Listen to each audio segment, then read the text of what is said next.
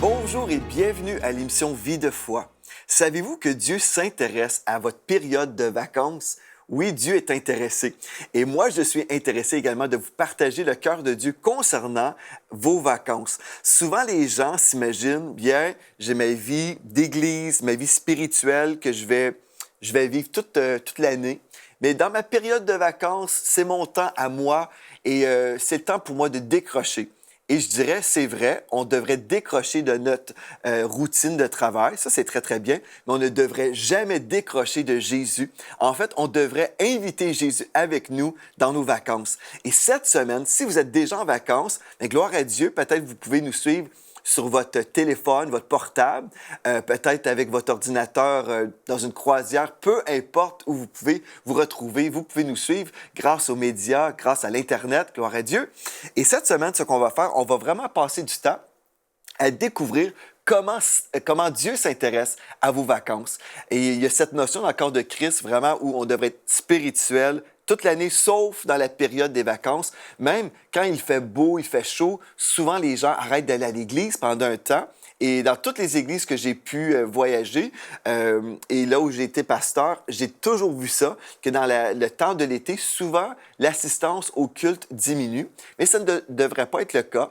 Et dans notre église, souvent, j'ai décrété, au nom de Jésus, cette année, les gens seront fidèles au poste. Et gloire à Dieu, j'ai vu pendant plusieurs années les personnes être présentes et souvent on avait des visiteurs, on priait dans cette direction-là. Mais je comprends en même temps qu'il y en a plusieurs qui quittent l'Église pendant un certain temps juste pour s'en aller en vacances parce que c'est bien en fait de prendre un temps de repos. Mais on va voir comment on peut se reposer dans le Seigneur pendant cette période de vacances. Et on devrait toujours se rappeler que Dieu se préoccupe et Dieu s'intéresse à notre période de vacances. Donc, on va faire un petit peu de ménage des fois dans nos pensées, des choses qu'on peut s'imaginer, peut-être des choses qui ne sont pas conscientes. Hein. Des fois, on fait des choses s'imaginant que c'est juste normal. Mais on va revenir aujourd'hui, tout au long de cette semaine, on va parler des vacances, comment nous pouvons profiter du soleil, mais aussi profiter de la présence de Dieu tous les jours, parce que le Seigneur Jésus est là pour nous, il nous aime et vraiment, il s'intéresse. Et je veux vous démontrer bibliquement comment Dieu s'intéresse aux vacances. J'aimerais commencer premièrement avec un texte dans le livre de la Genèse, Genèse chapitre 2 et au verset 2. Il est écrit, « Dieu acheva au septième jour son œuvre qu'il avait faite et se reposa au septième jour de toute son œuvre qu'il avait faite. » Gloire à Dieu. Donc, dans Genèse 2.2, nous voyons ici que Dieu s'est reposé. Et je crois qu'on peut comprendre ici le principe du sabbat, le principe du repos. Dieu nous appelle à se reposer. Dieu nous appelle à se ressourcer dans sa présence. Et oui, notre corps physique a besoin d'un repos. Dieu veut aussi que notre corps se repose. En fait, on se repose tous les jours, n'est-ce pas? Chaque nuit, on devrait dormir, qui est une preuve que notre corps a besoin d'un certain repos. Et spirituellement, Dieu nous appelle aussi à vivre un rafraîchissement. Donc, votre période des vacances, vraiment, c'est un temps béni, c'est un temps parfait où vous pourrez vraiment vous ressourcer dans sa présence. Donc, la première chose que j'aimerais faire aujourd'hui, c'est juste vous aider dans cette introduction, à vous aider à comprendre que Dieu s'intéresse à vos vacances. La première chose que je pourrais vous partager, en fait, c'est la première fois que Mathilde et moi, la première fois qu'on est partis en vacances ensemble, c'était pour notre lune de miel. On venait de se marier et on a vraiment passé de très belles vacances. Mais juste avant, je peux vous partager une conversation que j'ai eue avec Mathilde. Lorsque nous étions juste fiancés, on était au resto et puis Mathilde me disait, bien moi, mon rêve, ce serait d'aller en croisière. Et comme j'étais au resto avec Mathilde, je lui disais, ah ouais, aller en croisière, je croyais que c'était vraiment pour les personnes à la retraite. Je croyais pas que c'était pour des jeunes comme nous. Moi, je me suis marié, j'avais 22 ans. Donc, pour moi, les croisières, c'était vraiment pour les personnes à la retraite et je ne me voyais pas vraiment en croisière. Mais pour Mathilde, c'était son rêve. J'ai dit, bon, ben si c'est ton rêve, moi, je vais te faire plaisir et puis c'est parfait, on va aller en croisière. Mais en même temps, à 22 ans, on peut comprendre que des fois, on n'a pas toujours le budget. Mais j'ai dit, bien, gloire à Dieu, Dieu va pourvoir. Et puis, j'ai dit, si tu veux y aller, Mathilde, on va aller en croisière ensemble.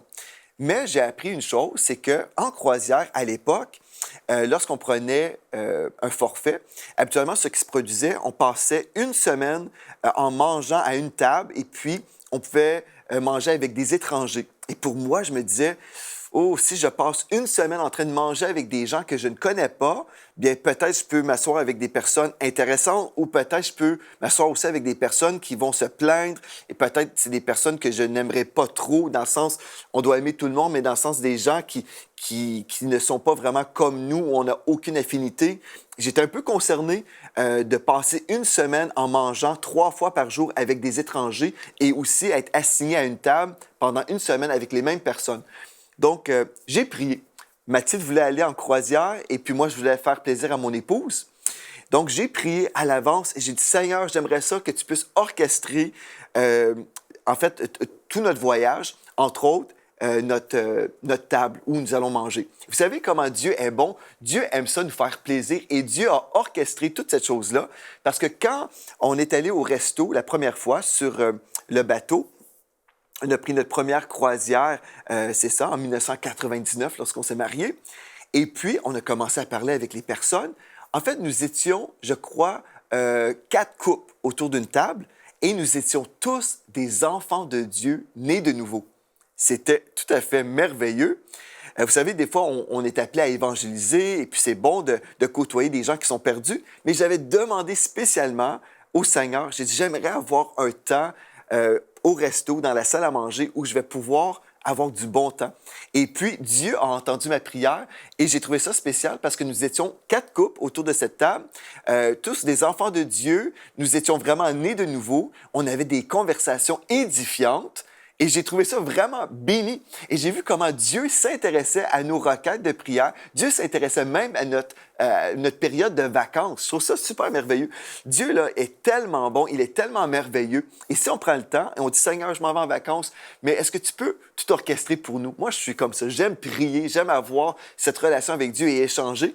Et je veux vraiment vous aider à comprendre que si Dieu est intéressé à moi, à notre lune de miel. Dieu est intéressé aussi à vous, pour vous. Il veut vous aider à avoir de belles vacances. Mais on doit prier et on ne doit pas mettre Dieu de côté pendant cette période-là. Et il y a plusieurs chrétiens, justement, qui pensent bien, OK, j'ai ma vie chrétienne toute l'année, mais là, l'été, là, c'est mon temps à moi. C'est mon temps où je vais pouvoir relaxer et décrocher. Et oui, c'est vrai, on va décrocher, mais on ne décroche pas du Seigneur Jésus, on ne décroche pas du Saint-Esprit, on doit toujours demeurer dans sa présence. Donc, Dieu est pour le repos, Dieu aime nous bénir spécialement pendant ce temps de repos. Oui, Dieu aime ça, nous bénir spécialement. Et même, je pourrais vous dire, je me souviens quand Mathilde m'avait exprimé son désir d'aller en croisière la toute première fois, bon, j'avais 22 ans, et puis je pensais, financièrement, ceci peut coûter beaucoup d'argent. Mais j'ai pris un pas de foi. Des fois, les gens disent, on n'a pas les moyens. Bien, humainement, je n'avais pas les moyens à 22 ans. Mais je connaissais mon Dieu et Dieu avait les moyens. Donc, j'ai dit à mon épouse, à l'époque, j'ai dit, par la foi, on y va. Et après coup, ma grand-mère m'a dit, hey, vous voulez partir en croisière? Bien, moi, j'ai à cœur de contribuer. Et puis, en fait, ma grand-mère a payé pour notre croisière. Mais imaginez si j'avais dit à Mathilde, je m'excuse, mais je n'ai pas les moyens. Bien, je n'aurais pas cru pour autre chose. Et puis, peut-être, j'aurais dit, on va aller en camping, peut-être. Et des fois, on peut dépenser autant en camping. Mais peut-être, j'aurais dit, bien, je n'ai pas les moyens. J'aurais pu déclarer ma réalité. Mais j'ai déclaré le rêve de Mathilde. Et puis, à cause de cette déclaration, et puis j'ai annoncé à ma grand-mère et à notre entourage, tous ceux qui nous demandaient, allez-vous en lune de miel? J'ai dit, oui, on s'en va en croisière. Je croyais que Dieu était pour pouvoir et Dieu a pourvu, gloire à Dieu. Donc, on a vraiment passé un très beau voyage ensemble, mon épouse et moi. Dieu est pour le repos. Soyez dans la foi pour vos vacances. À tous les niveaux. Moi, je me souviens même, vous savez, j'étais en Floride avec mes 2 filles, mon épouse, bien sûr. Et puis, je disais à mes 2 filles, Félicité et Floramé, j'ai dit, écoutez, ce qu'on va faire, on va s'attendre à Dieu. On va prier ensemble avant de sortir de notre chambre d'hôtel. On va prier et on va déclarer sur nos têtes que nous sommes les favoris de Dieu. Moi, je crois que Dieu aime qu'on puisse s'attendre à lui et déclarer que nous sommes les chouchous du bon Dieu. C'est une expression québécoise, mais les favoris de Dieu. Et si vous dites, Dieu ne fait pas de favoritisme, en fait, Dieu ne choisit pas de faire du favoritisme, mais nous, on peut choisir de devenir les favoris de Dieu. Parce que Dieu aime tout le monde. Dieu veut vraiment aimer toutes les créatures. Dieu aime tout le monde, certainement, mais c'est pas chaque personne sur la planète qui accepte d'être aimée. Il y a des personnes qui repoussent l'amour de Dieu. Certaines personnes vont repousser les bénédictions de Dieu. Mais si on dit, Seigneur, moi, là, je t'aime et je reçois ton amour en retour, je reçois la manifestation de la bénédiction dans ma vie, bien, gloire à Dieu. Dieu se fait un plaisir de déverser sur nous ces bénédictions. Donc, ce que j'ai fait, j'ai parlé à mes filles, certainement mon épouse aussi. On était ensemble dans la chambre d'hôtel avant de partir pour notre journée à Walt Disney. Et puis, j'ai déclaré ces paroles. Je vais vous lire un texte dans la parole de Dieu, dans le psaume 5 et au verset 12 et 13. « Car tous ceux qui se confient en toi, en parlant à Dieu, se réjouiront. Ils auront de l'allégresse à toujours et tu les protégeras, gloire à Dieu. Tu seras un sujet de joie pour ceux qui aiment ton nom. » Et là, remarquez le verset 13. « Car tu bénis le juste, ô Éternel, tu l'entoures de ta grâce comme d'un bouclier. » Alléluia. Tu bénis le juste, ô Éternel, tu l'entoures de ta grâce comme un bouclier.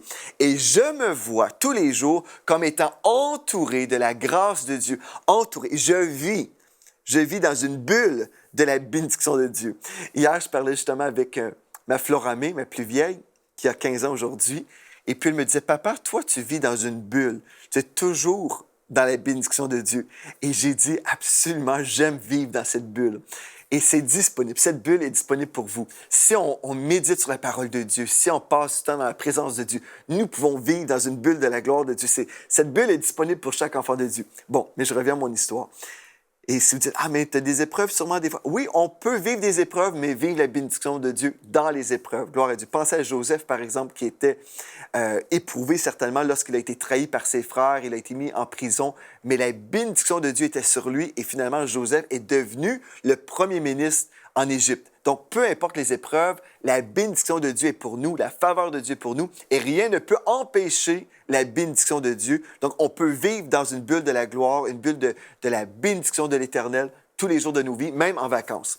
Donc, j'étais dans la chambre d'hôtel avec mes filles et mon épouse. J'ai déclaré la faveur de Dieu sur nous et j'ai dit, on va prier maintenant ensemble. On va prier que vraiment Dieu va nous favoriser, que la faveur de Dieu va se manifester aujourd'hui pendant nos vacances à Walt Disney World. On est en Floride. Et puis, j'ai dit, on va même prier que Dieu nous surprenne. On s'attend de vivre des surprises. Et puis, mes filles, qui étaient jeunes à l'époque, encore plus jeunes, ont dit, oui, papa, on prie, on est en accord avec toi. Donc, nous avons prié ensemble. Et comme nous avons quitté la chambre d'hôtel, on partait avec la vision de la bénédiction. Et il y a des gens, des fois, qui m'ont accusé. Ils ont dit, ah, mais toi, tu t'attends toujours de vivre des grandes choses. Tu t'imagines que Dieu va faire de toi un chouchou, un favori. Et moi, je dis, oui, absolument, j'aime ça. Et puis, c'est ça que je vis parce que Dieu est tellement bon. Gloire à Dieu. Donc, on est là à Walt Disney. Et puis, ce qui est spécial, c'est qu'on rentre dans une boutique où on retrouve des décorations de Walt Disney, des T-shirts, tout ce que vous voulez, toutes sortes d'items commerciaux qu'on pouvait s'acheter avec Mickey Mouse, Minnie Mouse, des crayons, tout ce que vous voulez. Et puis, comme nous étions dans le magasin, la caissière était là, elle nous voit, mon épouse et nos filles, on est en train de discuter ensemble, on parle en français ou en québécois pour vous, si vous croyez que notre français est du québécois, on parle en québécois. Et puis, la caissière dit, « Ah, mais vous parlez le français. Et moi, je suis française aussi. » Et puis, elle nous dit, « Venez ici. » Donc, on avait déjà des paniers remplis de choses qu'on voulait s'acheter. Et puis, elle prend un petit toutou de Mickey Mouse, Minnie Mouse, des T-shirts. Et puis, elle commence à passer les choses dans sa caisse. Elle scanne. Et puis, je ne sais pas comment on dit en français, mais elle fait... Elle commence à passer les choses. Et puis, finalement, elle dit, « Je vous fais un cadeau aujourd'hui. » Et puis, nous sommes partis du magasin avec plein de toutous, des toutous en peluche là, de Mickey Mouse, Minnie Mouse, des chandails, des crayons, toutes sortes de choses. Et nous sommes sortis du magasin et j'ai dit à mes filles, j'ai dit, avez-vous remarqué quelque chose de spécial? C'est spécial.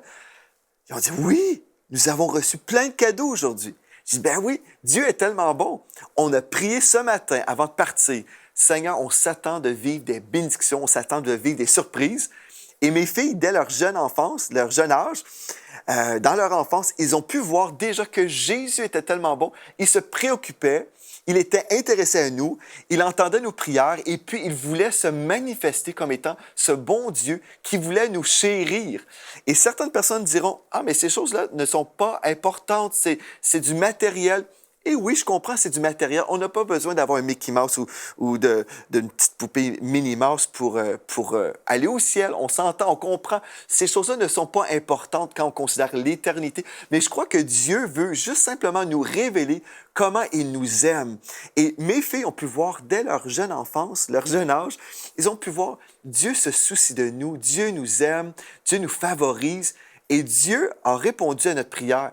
Et moi, j'aime ça. J'aime vivre la faveur de Dieu. Et vous pouvez vivre la faveur de Dieu dans vos vacances, mais vous devez commencer à vous positionner dans la foi et commencer à croire et croire la parole de Dieu. Justement, je veux relire le texte. Le texte nous dit, « Tu bénis le juste ô Éternel. » Vous pouvez le déclarer aujourd'hui. Il dit, « Seigneur, tu me bénis. Alléluia, parce que je suis juste. J'ai été pardonné de tous mes péchés. Je suis un béni de l'Éternel. Tu l'entoures de ta grâce comme d'un bouclier. » Et souvent, les gens disent, « Oui, OK, nous avons la grâce de Dieu, nous sommes sauvés par la grâce, par le moyen de la foi, et on a limité la grâce au pardon des péchés. » Mais le mot « grâce » nous parle de faveur. Le mot « grâce », littéralement, c'est une faveur non méritée. On ne méritait pas d'avoir des Mickey et des Minnie Mouse gratuitement. Vous comprenez? On ne méritait pas ces choses-là. Mais Dieu a été gracieux. Dieu nous a favorisés. Et on vit toutes sortes de faveurs. Nous, on croit dans la faveur surnaturelle de Dieu. Et si vous osez croire, vous pouvez commencer à vivre des choses comme nous vivons. Et c'est merveilleux. Vous voyez constamment que le Seigneur fait de vous la tête et non la queue. Vous êtes toujours en haut, jamais en bas. Voilà l'héritage des enfants de Dieu. Gloire à Dieu. Donc, tu l'entoures de ta grâce comme d'un bouclier. Et vous pouvez vous voir aujourd'hui vraiment entouré de la faveur de Dieu. Vous sortez de votre demeure, vous êtes favorisé. La bénédiction de Dieu est sur votre tête. Gloire à Dieu. Et vous verrez, le Seigneur va se glorifier dans vos vies. Et puis, vous aurez une raison de vous réjouir parce que vous êtes un enfant de Dieu en route vers le ciel, mais aussi, vous vivez une belle vie. C'est ça que Dieu veut pour nous. Vous savez, le diable vient pour nous voler, nous égorger et nous détruire. Il veut nous voler, nous égorger et nous détruire. Mais Jésus est venu pour vous donner la vie et la vie en abondance. Je crois dans ce message, je vis ce message et j'annonce ce message. Si vous voulez croire, vous pouvez vivre des belles choses au nom de Jésus dans votre vie. Donc, Dieu est pour le repos, premièrement. Soyez dans la foi pour des belles vacances. Et puis, si vous dites, mais nous n'avons pas les moyens d'aller en vacances. Et croyez Dieu, parce que Dieu a les moyens pour vous. Vous pouvez vous positionner dans la foi. Et il y a eu un temps où on a vraiment prié, on disait, Seigneur, on aimerait faire tel voyage, mais humainement, nous sommes dans le manque à tel niveau. Et puis là, le Saint-Esprit m'a parlé et puis il m'a dit, tu as la provision dans ta maison. Je dis, ah bon? J'ai la provision pour faire ce voyage-là? Et Dieu a dit, oui, tu as la provision dans ta maison. Et là, par révélation, le Saint-Esprit m'a révélé une chose que j'avais dans ma maison, que je pouvais vendre. Et j'ai vendu cette chose-là. Et puis, à cause de cette vente, j'ai pu me payer ce voyage de rêve que j'avais. Mais si on s'imagine, ah, je n'ai pas les moyens, peut-être vous avez le moyen et vous ignorez en ce moment que Dieu a déjà une provision dans votre maison. Vous savez, il y a plusieurs chrétiens qui s'imaginent toujours que la bénédiction est pour les autres. Mais vous pouvez commencer à croire aujourd'hui. Ne limitez pas Dieu. Ne pensez pas que Dieu s'intéresse seulement à vous le dimanche matin. Ne pensez pas que Dieu s'intéresse à vous simplement quand vous êtes dans une prière intensive. Non, Dieu est vraiment préoccupé avec toute votre vie, à tous les niveaux. Dieu est là. Il veut que vous soyez conscient qu'il vous aime et que vraiment vous pouvez vivre avec lui tous les jours et vraiment vivre des bénédictions tout au long de votre vie. Dans Hébreux 11 et au verset 6, il est écrit « Or, sans la foi, il est impossible de lui être agréable, car il faut que celui qui s'approche de Dieu croit que Dieu existe et qu'il est le rémunérateur de ceux qui le cherchent. » Je crois ça. Moi, j'aime croire Dieu. J'aime m'attendre à Dieu. Et je m'attends que Dieu est le rémunérateur de ma foi. Et c'est merveilleux. Dieu se rend disponible et Dieu se glorifie. Et des fois, on dit, bien, ces choses-là ne sont pas vraiment importantes. Mais moi, j'ai vécu le contraire. Je crois que ces choses-là sont suffisamment importantes que Dieu entend mes prières et que Dieu les exauce. Si Dieu vous dirige, par exemple, de rester à la maison, peut-être vous avez besoin de rester à la maison pendant vos vacances parce que vous avez tel besoin, peut-être vous devez vous préoccuper d'une personne malade, je ne sais pas trop, mais peut-être vous avez besoin de demeurer chez vous. Vous pouvez aussi bénéficier de votre période de vacances. Vous pouvez être créatif, vous pouvez prier, demander au Saint-Esprit. C'est Seigneur, on aimerait vivre un temps de vacances, mais on doit demeurer ici dans la province ou peu importe où vous êtes dans votre pays, vous avez besoin de rester à la maison. Vous pouvez même faire du camping chez vous, peut-être dans votre jardin. C'est possible. Vous savez, vous pouvez être créatif. Vous pouvez faire des pique-niques dans un parc. Vous pouvez vous organiser tout un forfait. OK? Vous pouvez vous organiser et dire, ben, lundi, mardi, mercredi, jeudi, vendredi, samedi, dimanche, nous allons faire telle ou telle chose. Et puis, vous pouvez déjà organiser votre plan pour votre période de vacances. Vous savez, si vous êtes créatif, vous pourrez vraiment vous ressourcer sans devoir même quitter. Des fois, juste le fait de prendre l'avion, des fois, même le voyagement nous fatigue et peut-être vous avez simplement besoin de rester à la maison. Comme chez moi, une fois, j'ai dit à mon épouse, on avait déjà fait du camping une seule fois. On n'est pas trop type camping, nous, mais on avait demeuré dans une tente et puis un peu inconfortable et puis on avait un genre de lampadaire au-dessus de notre tente dans une place où on avait payé pour justement faire du camping. Et j'ai dit à mon épouse, si on avait resté à la maison, je crois qu'on aurait eu un plus beau site de camping parce qu'on a beaucoup d'arbres chez nous et puis on a beaucoup de verdure. On aurait pu même faire un beau feu de camp chez nous, dans notre propre jardin. Puis j'ai dit à mon épouse, je pense que j'aurais préféré demeurer à la maison.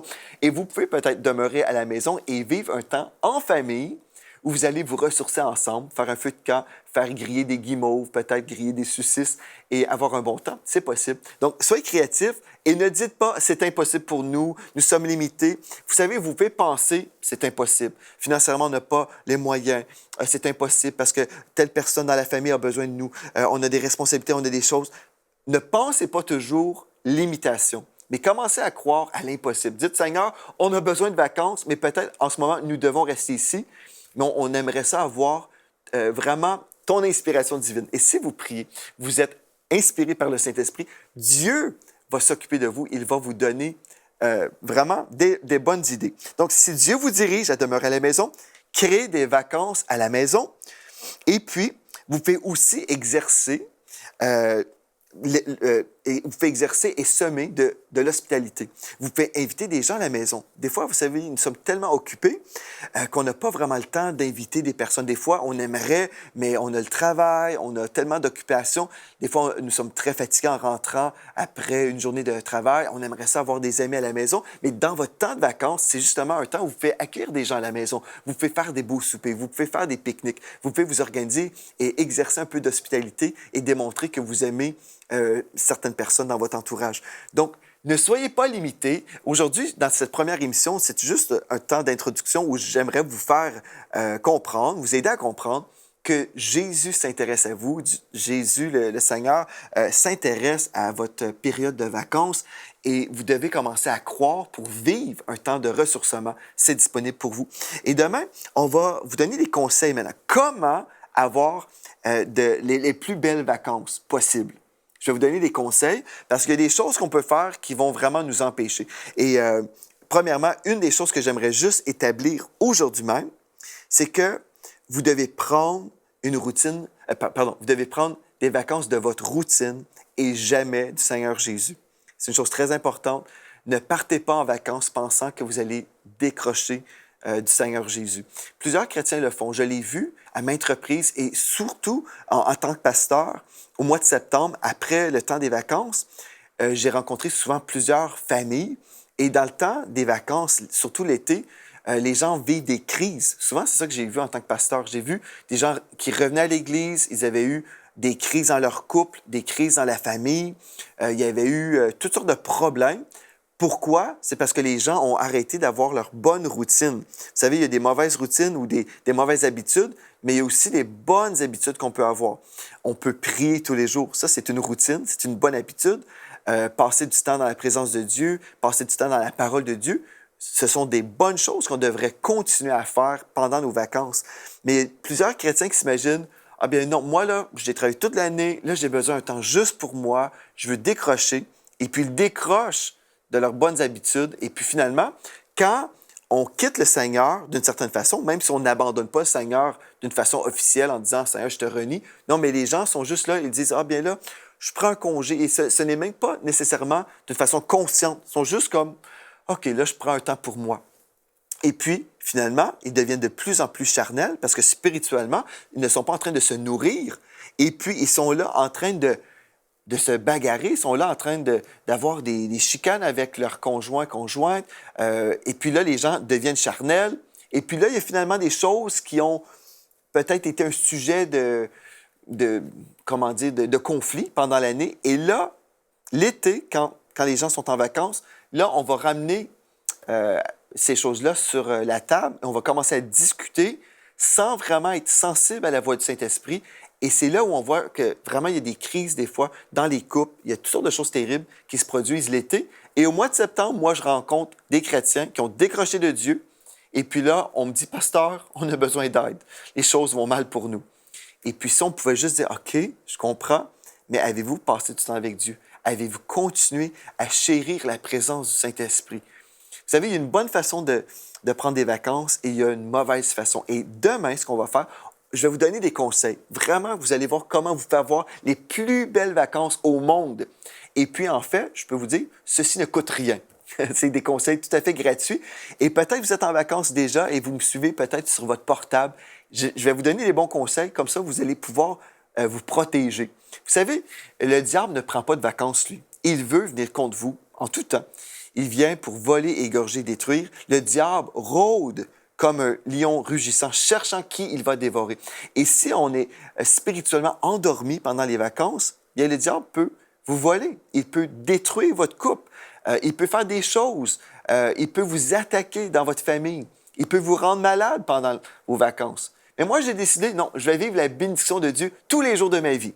Je vais vivre dans la présence de Dieu, dans la bénédiction, dans la gloire de Dieu.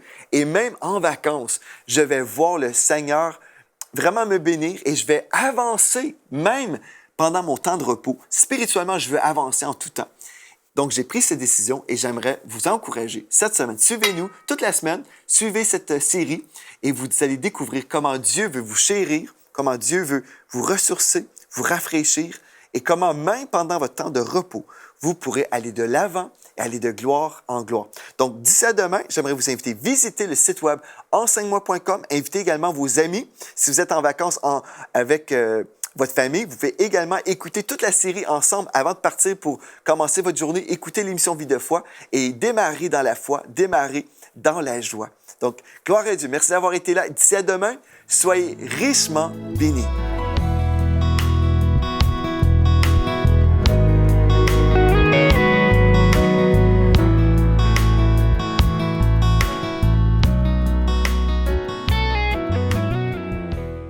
Cette émission a pu être réalisée grâce au précieux soutien des partenaires d'Enseigne-moi Canal International. Retrouvez tous nos programmes sur emcitv.com.